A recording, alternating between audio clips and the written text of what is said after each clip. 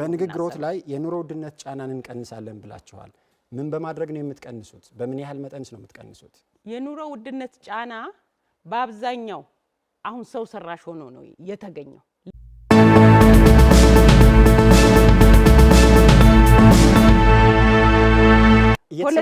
ፖለቲካል ጥገኝነት አለው ከዛ ባለፈ ደግሞ የሀገሪቱ ሪሶርስ አለ ሀገሪቱ ብዙ ሀብት አላት ሀብቷ ግን ዶክተር ራሄል እንዲዳረስ እናረጋለን ሀገሪቱ ሪሶርስ ወይም እምቅ አቅም አንፃር እናንተ የምታሳድጉት ገቢ የት የሚደርስና በምን መንገድ የሚያድግ ነው በግብርናውና በኢንዱስትሪው ዘርፍ አካታች የሆነ በትምህርት ዘርፍ ተገቢውን ትምህርት እኩል በሆነ መልኩ ለዜጎች ማድረስ የሚችል ኢኮኖሚያችን እኮ በጣም ሰፊ ነው በዛ መልኩ መታየት አለበት ለምሳሌ የግብርና ልማትን በምን መልኩ ነው ለእኩል ግብአቶችን ምናደርሰው አሁን በአገራችን የግብርና ዘርፍ ላይ ለተሰማሩት ግብአት እኩል አይደርስም የከተማ ልማትን እንዴት ነው ሰው ተኮር አድርገን ለእኩል ምናሳትፈው ዶክተር ራሄል ማንፌስቷችሁ ላይ ማህበራዊ አገልግሎቶችን በተመለከተ የትምህርትና የጤና አገልግሎቶችን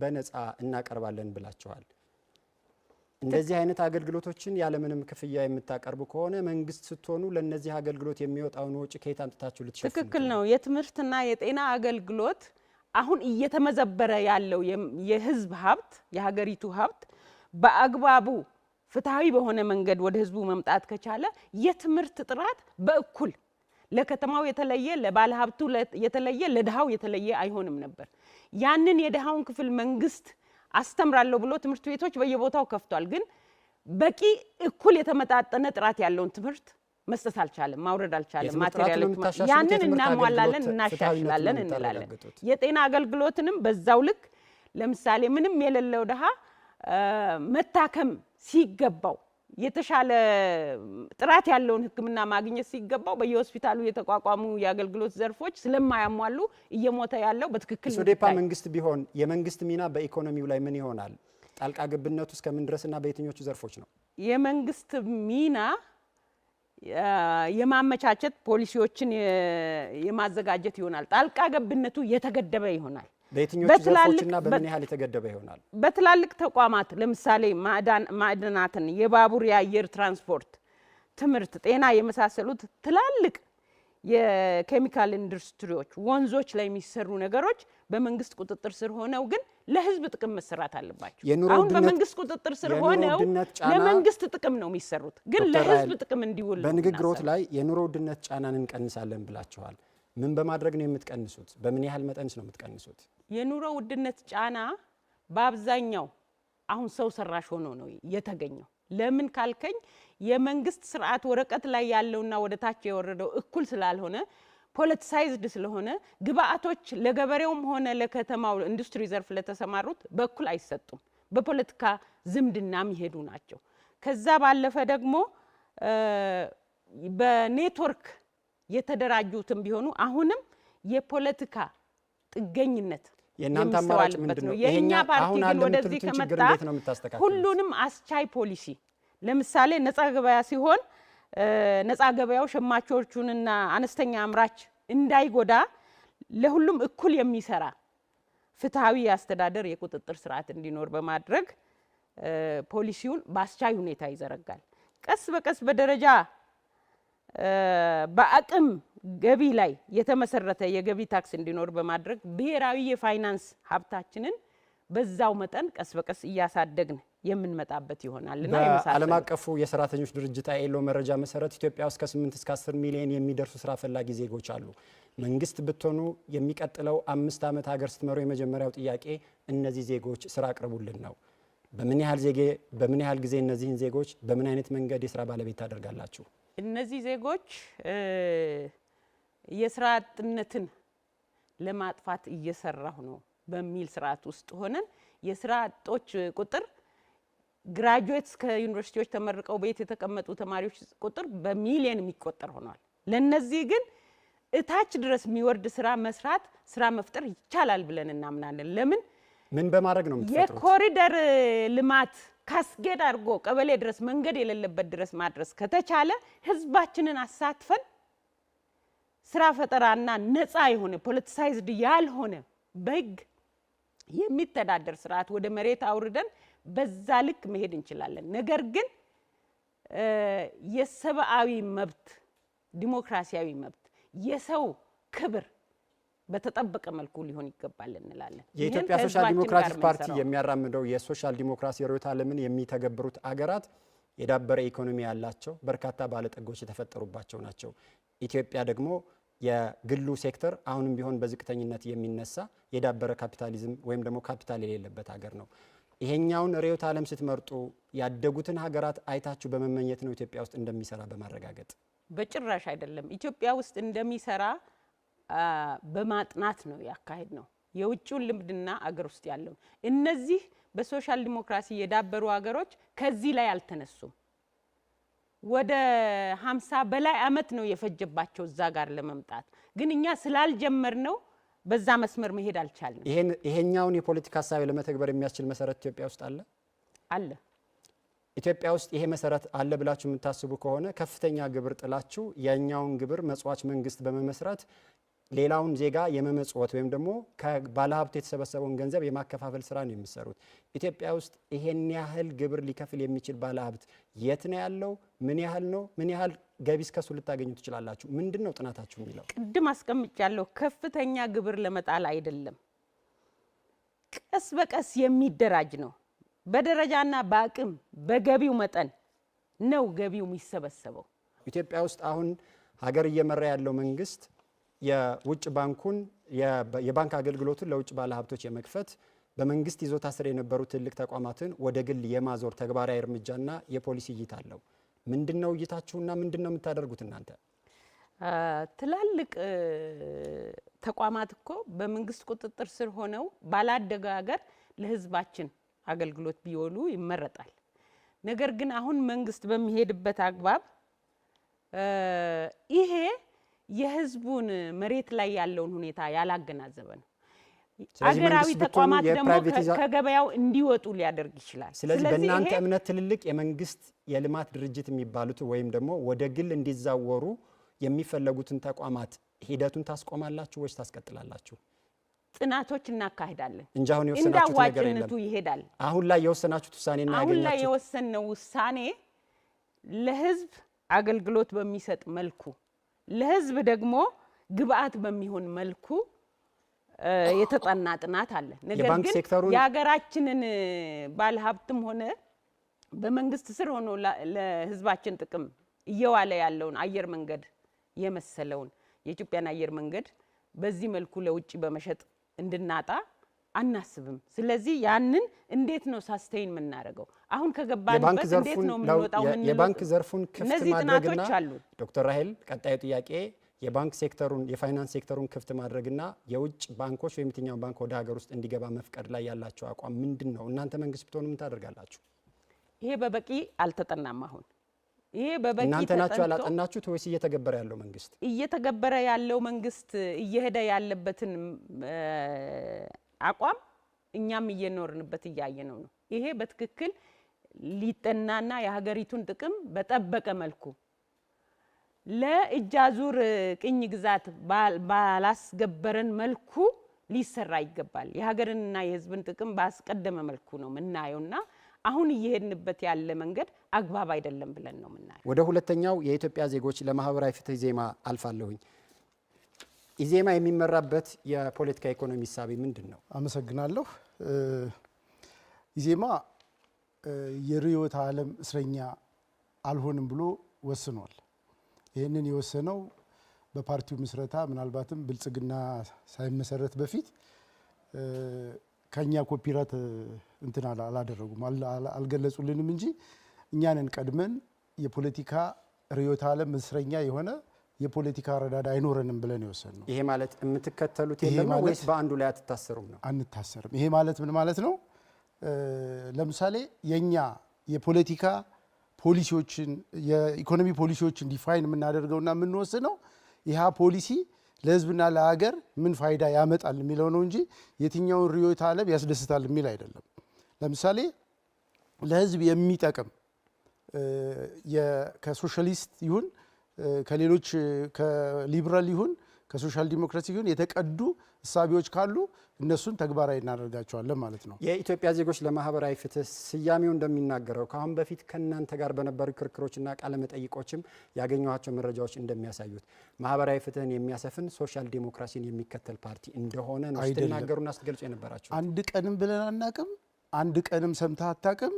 ጠቅላይ ሚኒስትሩ ግን ነግረው ያውቃሉ። እንደሱ ብለው ተሳስተው አሳስተውሃል። ከጠቅላይ ሚኒስትሩ ጋር በእናንተ ጉዳይ ያወራሁበት በእኔ ጉዳይ አይደለም። እነሱ ስለ ማህበራዊ ፍትህ ዲፋይን ሲያደርጉ እንደሱ ብለው ዲፋይን ያደርጋሉ። ማህበራዊ ፍትህን የሚያረጋግጥ ፓርቲ ሊከተል የሚችለው ወይም ደግሞ ሊተገብር የሚችለው የኢኮኖሚ ሳቢ ምንድን ነው?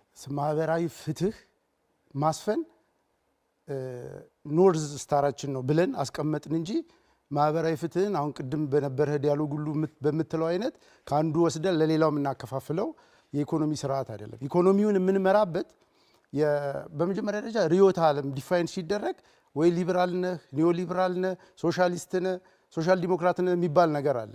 ልክ እሱን በመረጥክበት ኢሚዲየትሊ የሚከተለው የምትከተለውን የኢኮኖሚ ፖሊሲ ዲፋይን ያደርግልሃል። እኛ የእሱ እስረኛ አንሆንም ብለን ፓርቲያችንን ስንመሰርት ወስነናል።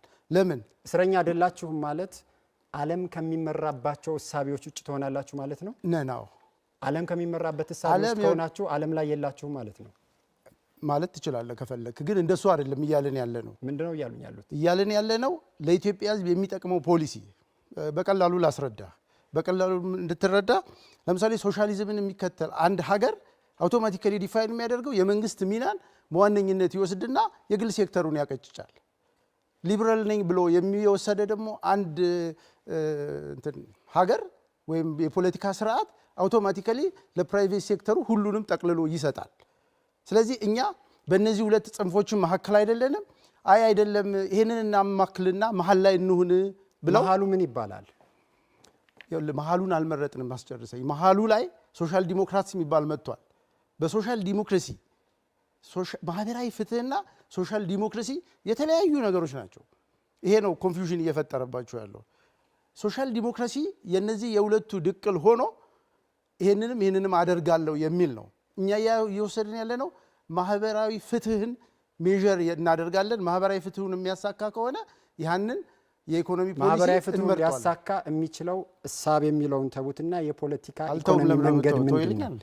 አልተውም። ማህበራዊ እሳቢያችን ማህበራዊ ፍትሁን የሚያመጣልንን ነው የምናደርገው። እሱ ምን ይባላል? እሱ ማህበራዊ ፍትህን ማስፈን ነው እኛ የምናደርገው ነው የምንለው። ጥሩ። በማኒፌስቶችሁ ላይ የኢትዮጵያ ኢኮኖሚ አሁን ባለው ሁኔታ ግብርና የሚቆጣጠረው መሆኑን በማንሳት ወሳኝ በሆነ መልኩ መቀየር አለበት ብላችኋል። በምን ስልት ወደ ምንድን ነው የምትቀይሩት? የኢትዮጵያ ኢኮኖሚ አሁን ባለው ሁኔታ ግብርናው የሚመራው መሆኑ ይታወቃል። ይሄ የሚታየው አብዛኛው የሀገራችን አምራች ኃይል የተሳተፈበት ሴክተር ግብርና መሆኑን፣ ስለዚህ ይህንን ኃይል ይህንን ሴክተር ወደ ተሻለ እንትን ልናሳድገው የምንችለው ሌሎች ለምሳሌ አሁን ባለው ሁኔታ 80% የሆነው የአምራች ኃይል የተሳተፈበት ዘርፍ ሆኖ ነገር ግን ምግብ መመገብ ያልቻለበት ሁኔታ ነው ያለው። ስለዚህ ይህንን ኃይል ግራጁዋሊ ወደ ሌሎች ዘርፎች እንዲሻገር ማድረግ ሌሎች ዘርፎች የትኞቹ ናቸው? ሌሎቹ ዘርፎች ተከተል ነው የምታሸጋግሩት? ለምሳሌ ማኑፋክቸሪንግ ዘርፍ አለ።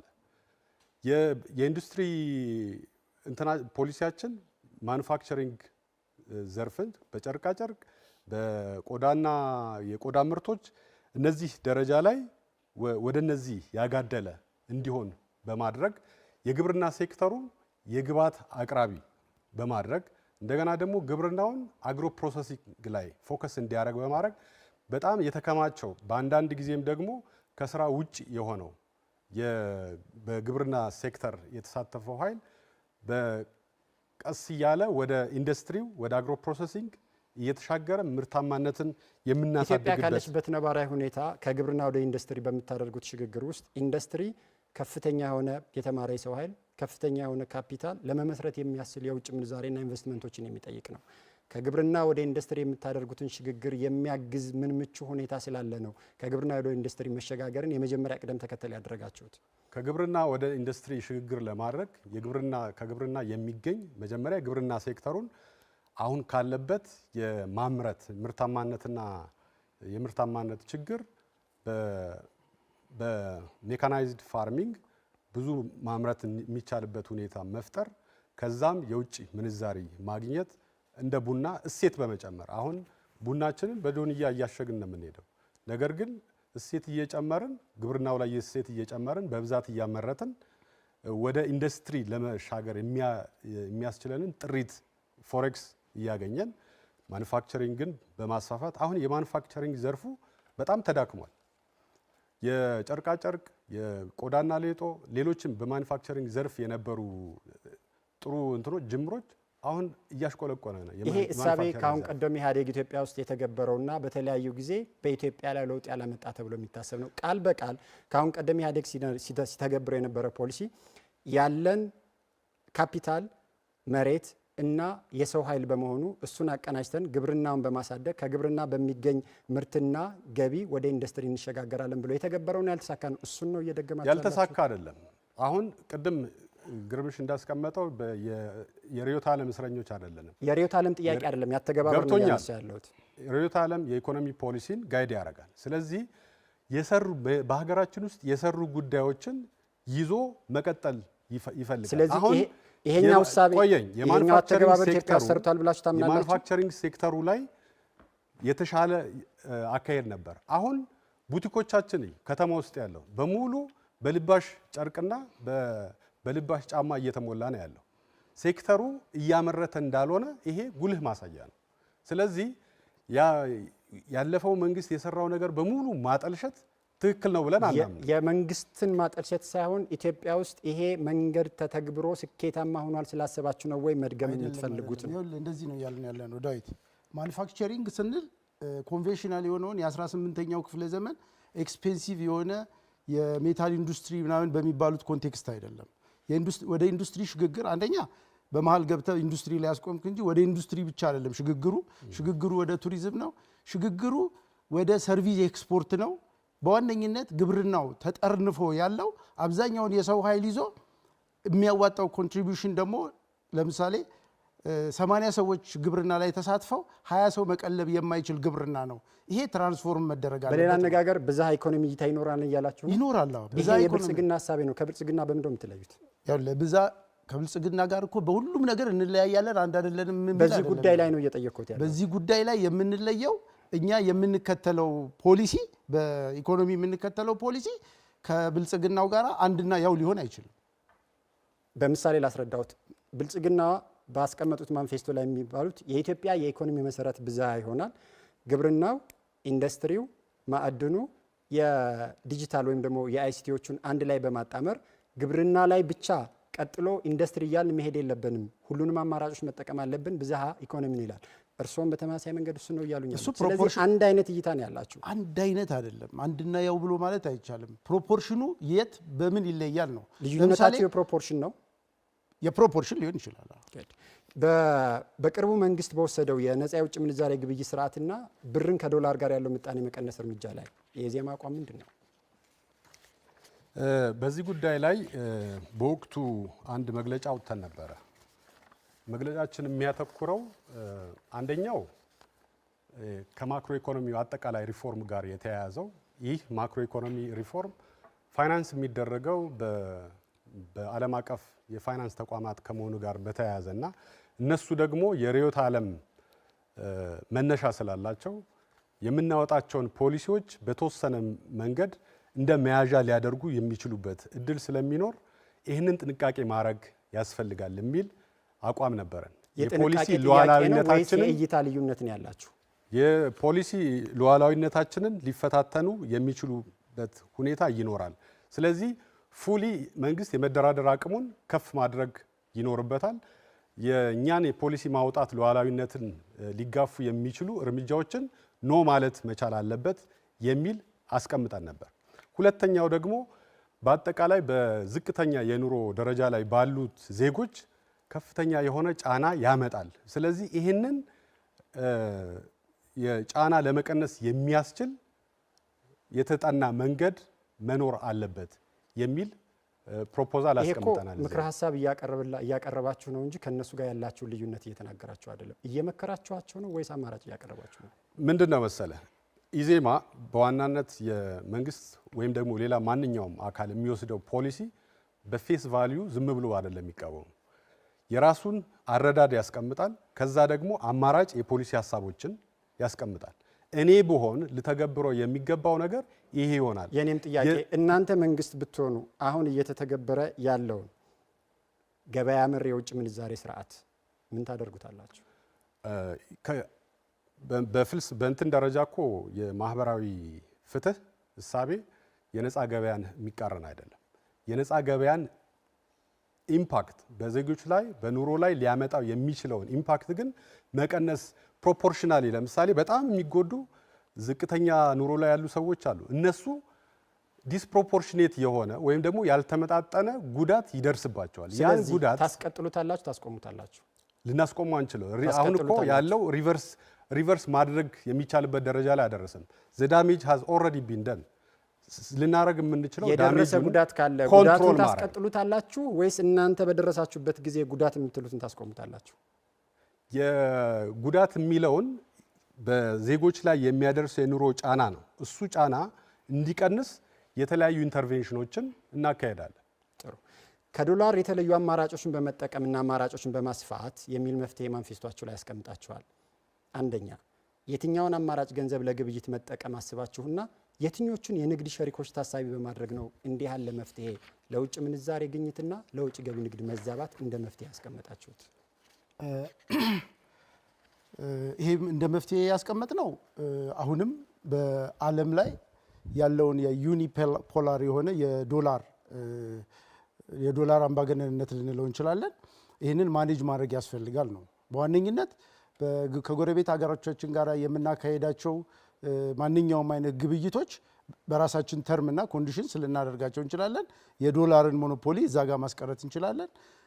ከፍተኛ የኢምፖርት ጉዳዮች ያሉን እንደነ ቻይና፣ ህንድ ምናምን ካሉ ሀገሮች ጋር የሚደረጉ ምናልባትም ዩ ካን ቴክ ኢት አስ ብሪክስ እነዚህ ሀገሮች ጋር የሚኖረንን ግንኙነት ከዶላር ውጪ የምናደርግበትን ሜካኒዝም እንከተላለን ብለን እንደዚህ አይነት ሀሳብ መራመድ ሲታይ የአሜሪካ ፕሬዚዳንት ዶናልድ ትራምፕ እንደዚህ አይነት እንቅስቃሴ ውስጥ የሚገቡ ሀገራትና ህብረቶች ላይ ጠንከር ያለ የኢኮኖሚ ጫና የማሳደርና ፖለቲካ ጫና የማሳደር እርምጃ ሊወስዱ እንደሚችሉም ሲናገሩ ነበር።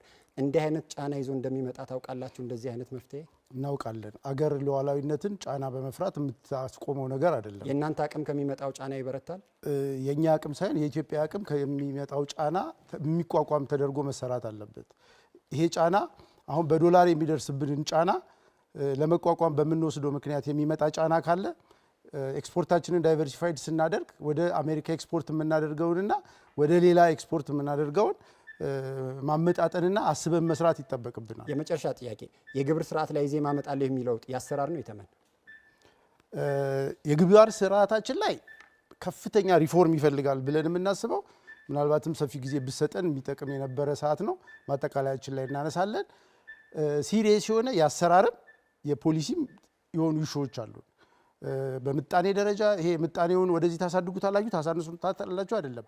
ዋነኛው ግብር ከፋዩን ያከበረ የግብር አሰባሰብ ስርዓት እንዲበጅ እናደርጋለን ብለን እናስባለን። በእኛ ሀገር ውስጥ ግብር ከፋይ ግብር የሚከፍል ሳይሆን እርዳታ ሊቀበል የሚሄድ ለማኝ ነው የሚመስለው እና ይህንን ሁኔታ ይዘን የግብር ምጣኔያችንን እናሳድጋለን።